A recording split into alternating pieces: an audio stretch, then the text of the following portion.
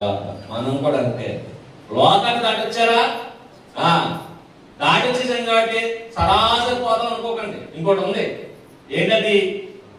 యోర్దాను కూడా దాటాలి. అరణ్యంలో ప్రయాణం చేసిన మనం, 40 సంవత్సరాలు ప్రయాణం చేసిన వాళ్ళు యోర్దాను దాటి అవతల పెట్టాలి. అలాగే మనం కూడా సంఘంలోకి వస్తేనే సరిపోదు. సంఘంలోనికి వచ్చిన నీవు అన్నీ దాటి ఎక్కడికి వెళ్ళాలి? పరలోకి కూడా. అలా వెళ్ళడానికి నీకు కొన్ని టెస్టులు ఉంటాయి. ఏంటా టెస్ట్ అంటే, దేవుడు కొన్నిసార్లు కిటికీ ఓపెన్ చేసి నువ్వు బయటికి పంపుతాడు. పంపింది ఎందుకు తెలుసా? నీవు సమాచారం తేవాలి, కొన్ని రిజల్ట్స్ తీసుకురావాలి. కాకుని పంపించాడు, పంపిస్తే దీనికి వెళ్ళేసరికి తిండి కనబడింది. ఇప్పుడు కబగబా తినేసి నోట్లో ఆ మాంసం, ఏ మాంసం? కుళ్ళిన ఆ మాంసంతో, మళ్ళీ ఇది వాలిది కదా, ఆ వాళ్ళ కాళ్ళకు ఆ మాంసంతో పొడదంటించుకుని వచ్చింది. ఆ మలినమంతా అంటించుకుని వచ్చింది.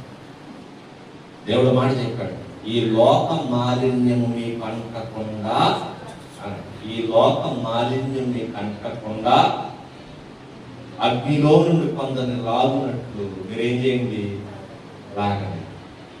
అలా లాగుతున్న టైంలో ఏమంటకూడదు. ఇప్పుడు గమనించండి, నోవహు పంపించింది ఎందుకంటే బయటికి వెళ్ళి చూసిన నీళ్లు తగ్గితే చెట్లు మొలుస్తాయి. చెట్లుకి ఏమొస్తాయి? చిగురులు వస్తాయి. చిగురు తీసుకురామని పంపించాడు. ఏదమ్మన్నాడు? చిగురు. చిగురు తెంపుకు రావాలి. తెంపుకు వచ్చే టైంలో దీనికి ఏమంటకూడదు? ఆ లోకం మాలిన్యం అంటకూడదు. ఆ చెత్త గాని చెదారం గాని ఏమంటకూడదు. అంటకుండా ఏం చేయాలి? చిగురు తీసుకురావాలి. కానీ కాకెళ్ళింది చిగురు మాట దేవుడు కుళ్ళిన మాంసాన్ని మింగేసి ఆ బురదను అంటించుకుని వచ్చేసరికి దాన్ని చూసిన నోవహు దాని నోట్లో ఉన్న దాని ఒంటి కంటుకున్న దరిద్రాన్ని చూసి ఇది నా వాళ్ళలోకి రావడానికి వీలు లేదని చెప్పి వదిలేశాడు.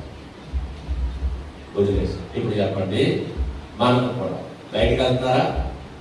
బయటికి వెళ్ళాలో వద్దాం? వెళ్ళాలి. ఇప్పుడు చెప్పండి, స్కూల్కి వెళ్ళాలా పిల్లలు? స్కూల్కి వెళ్తే స్కూల్లో మాలిన్యం ఉందా లేదా? ఎలా ఉంటది? ఇదిగో ఆ రోజు చచ్చిన శవాలు ఉన్నాయి, ఈ రోజు కూడా చచ్చిన శవాలు ఉన్నాయి. ఆ శవాలు ఎలా చచ్చినాయి అంటే నీళ్లు భూమి మీద ఉన్నాయి కాబట్టి ఆ నీటిలో మునిగి చచ్చినాయి. ఇప్పుడు పాపం లోకంలో ఉంది.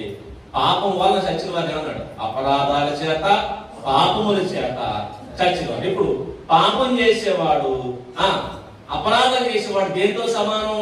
చచ్చిన శవంతో సమానం. ఇప్పుడు ఈ శవాలు స్కూల్లో ఉన్నాయా లేదా?